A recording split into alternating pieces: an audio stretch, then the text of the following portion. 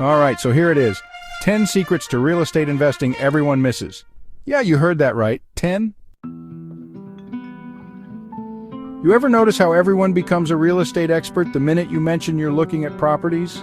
Suddenly your barber is quoting cap rates, your neighbor's giving zoning advice, and your cousin Larry, the one still living in his mom's basement, thinks you should buy a duplex with good vibes.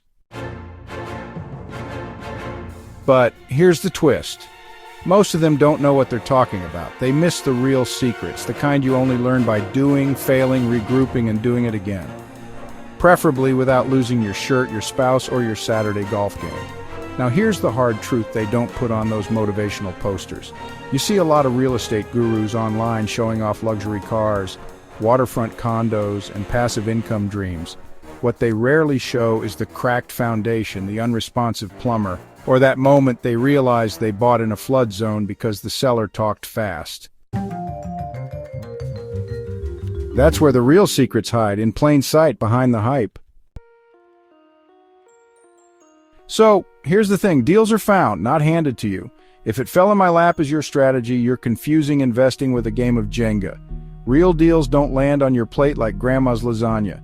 You dig, you cold call, you drive neighborhoods looking like you're casing the place, you use software that gives you info on people who are more likely to sell, only to find a gem behind that overgrown lawn and questionable siding. Payoff time. He who hustles finds houses. He who waits ends up renting from the guy who hustled. The numbers will either lie or laugh at you. Spreadsheets are like Instagram filters. Anything can look good if you manipulate it enough. Cap rate, cash flow, ROI, they sound sexy. But if you leave out the property tax hike, vacancy periods, or that neighbor who owns like 6 roosters, that great deal becomes a monthly reminder you skipped math in high school. Run the numbers like you're paranoid, because in real estate, paranoia pays.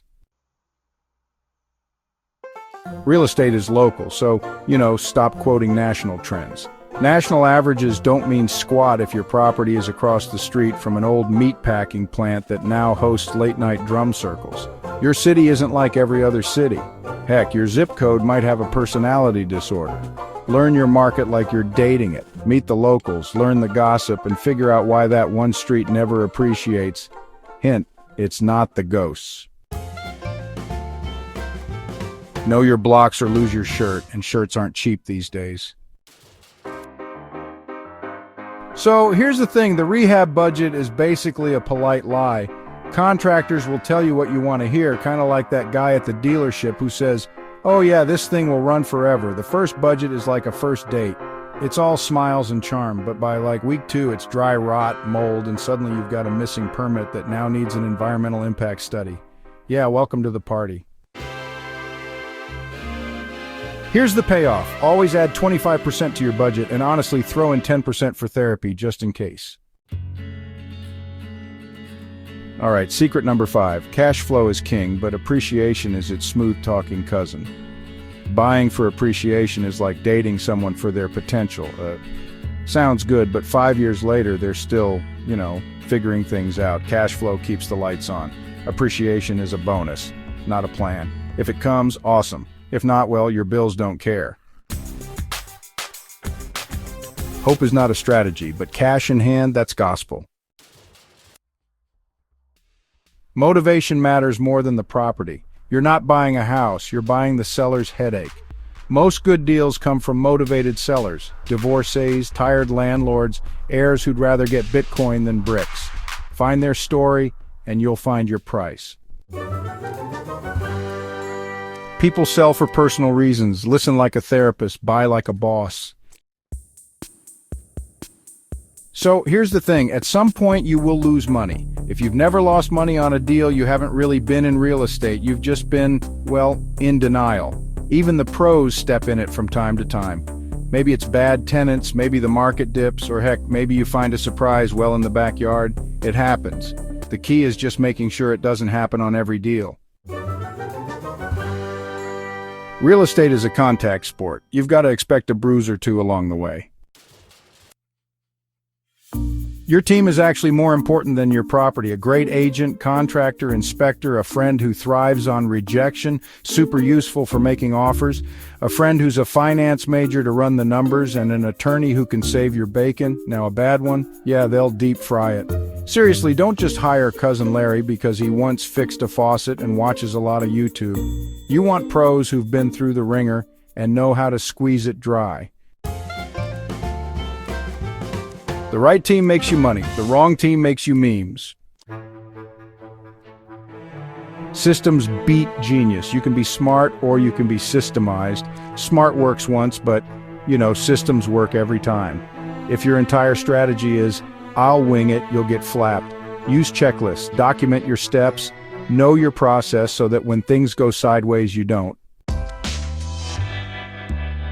Winging it is for pigeons. You're building wealth. Act accordingly. So here's the thing, it's not about real estate. Nope, it's about freedom. You're not doing this just to talk about duplexes at parties unless, you're that guy. You're here for freedom, financial, personal, and mental. The secret isn't the property itself, it's the life it buys you. Just remember to keep your eye on that prize. Property is the tool, freedom is the goal. Seriously, don't confuse the hammer with the house. All right, let's get into it. Action steps. Here's how to use these secrets without, getting totally lost in the sauce. Okay, first things first. Pick a niche and master it. Seriously, stop trying to do luxury condos in Miami one day and farmland in Ohio the next. Just pick your lane, whether it's starter homes, duplexes, or senior rentals, and own it, like your mama taught you to clean your room. Next up, build a local team like yesterday. You got to find your real estate agent, contractor, inspector, and closer. Vet them, test them, bribe them with coffee if you have to. But hey, never fly solo. Now here's a big one. Walk 50 properties before you buy one. This isn't online dating, You want chemistry, not catfishing. Learn what's out there before you throw your money at the first thing that doesn't smell like mold. Okay, so step 4, learn to love the ugly house. I know, pretty houses, they just break even. But ugly ones? They can actually make you rich. If you know what you're doing. Smell a cat pee? Yeah, that's opportunity calling. Just wear gloves, all right? Step 5, get a mentor or coach. And not like some guru with a Lamborghini, but someone who's actually done deals, has the scars to prove it, and isn't afraid to say, don't do that, dummy. Here's the thing, real estate is real grit. Investing in real estate isn't easy money, it's smart money, it's grind money. It's walk away from the deal because the numbers don't work, even though you really like that front porch money. And honestly, it's worth it. Because while Cousin Larry is still telling you about his crypto mining side hustle, you'll be collecting rent, building equity, and maybe, just maybe, finally buying that house on the corner you always admired as a kid. Remember, everyone misses these secrets because they're not sexy.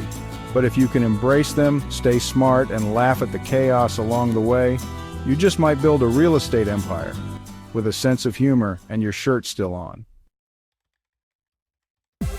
Oh, and hey, check out my newly written real estate investment course, the 0 to 10K wholesaling course using off-market properties. The URL's in the description.